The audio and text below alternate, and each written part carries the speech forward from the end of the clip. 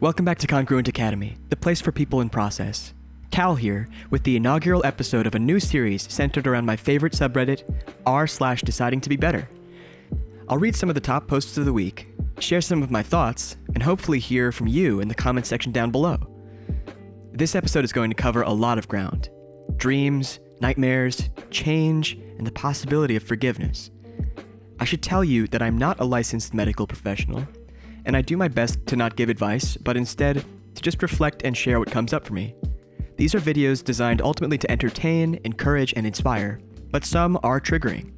And if you need to talk to someone, I've left some resources in the video description down below.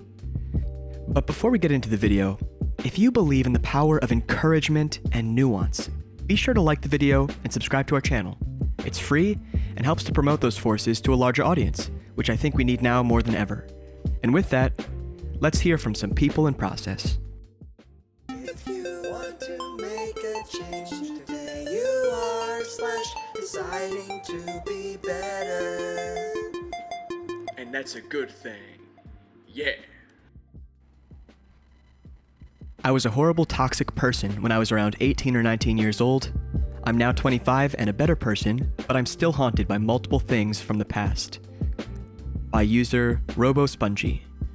I don't have the mental energy to get into super full details, plus a lot of the details are lost since they've been years, and anxiety was holding me back multiple times while trying to share the story, either here or on the Anxiety Reddit forum. 2014 on the internet. One person noticed my blog and wanted to befriend me. They introduced me to another site, and I befriended them and their friends. Things were going okay until later on. Around 2015, I had a lot of socializing and rambling issues, ever since I was a tween. It went to the point where I didn't read the signs of social bubble space, which ensued to non-stop texting and calling. I ended up losing a friend. After a while of noticing they were avoiding me, their friend stepped in and basically said, "Hey, so-and-so doesn't want to talk to you anymore." They found all that texting and calling uncomfortable at that point, and it's considered emotional abuse. Something along those lines. Then they cut ties. At that time, I still had my idiotic high school brain, and I threw a tantrum in anger and sadness. I said a lot of awful things, and overall, I lost a lot of friends. It went to the point where I got called out online, and a lot of people avoided and blocked me. I was an awful, toxic person, and I beeped up so much. The one person didn't deserve to be treated like that, ever. At that point, I was in shambles, and I just wanted to talk to someone. Still with the socializing issues, more folks steered away from me, and I learned more and more. I was friends with people who turned out to be very cold and shallow, along with folks who were just tired of me. I still remember one shouting at me, telling me to just shut the beep up and move on already. I've also said and done a lot of dumb beep, like blindly defending a guy, then finding out they were actually beep, and I quietly cut ties with them as a whole. It went to the point where one whole other group that never liked me in the first place, even before all that mess, they decided to torment me even more at that point of sending anonymous death threats and making fun of every little thing I like, hobbies, interests, etc. Severely stalking and trying to hate follow me, and a whole lot of other awful things. I wanted to kill myself at that point. I beeped up so much, and I just wanted to end it all. Parents stopped me before I could hurt myself, along with a couple friends who helped me out. I had only a few true friends left that time that stuck around and helped me to grow as a better person, and even helped me with my socializing and rambling issues. And they're still my friends today. A lot of those past groups faded away, / moved on, etc. And the one other group that tormented me, last I heard eons ago, it fell apart, and their leader turned out to not be a good person and left the internet as a whole. I'm now 25 years old.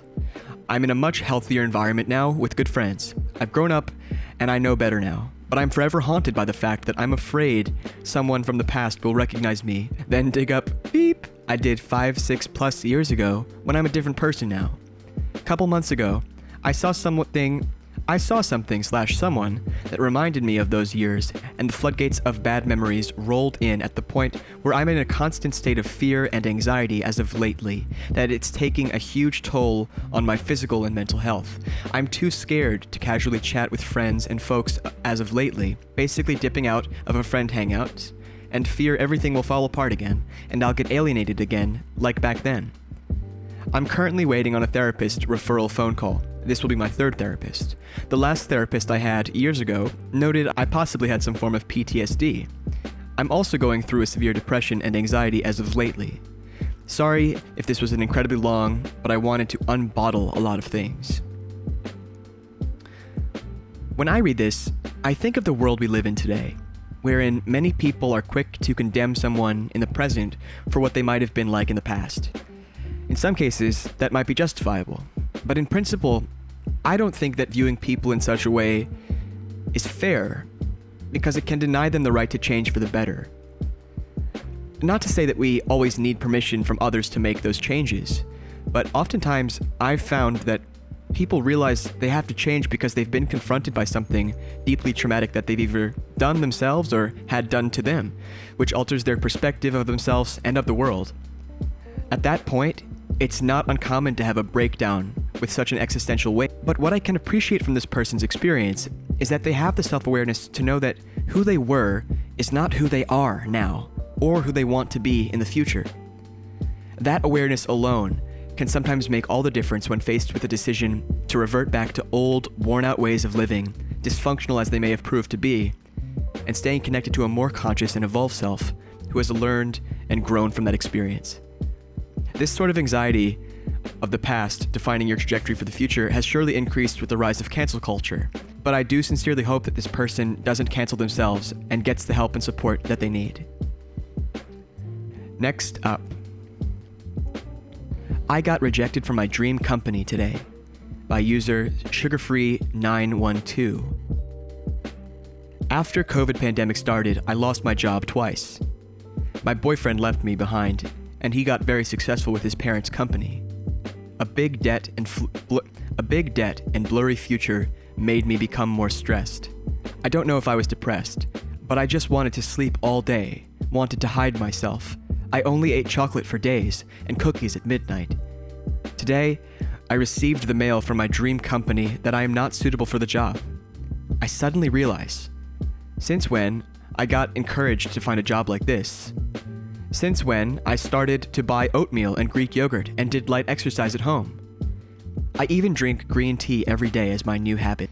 I guess finally I already made my first move to go back to life.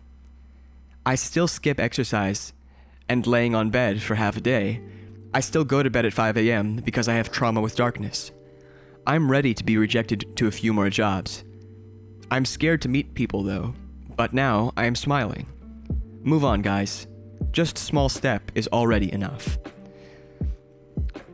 Rejection can often feel like getting slapped in the face, especially when it comes to something that we need, like job security, something that has been particularly troubling in this last year ever since the pandemic started.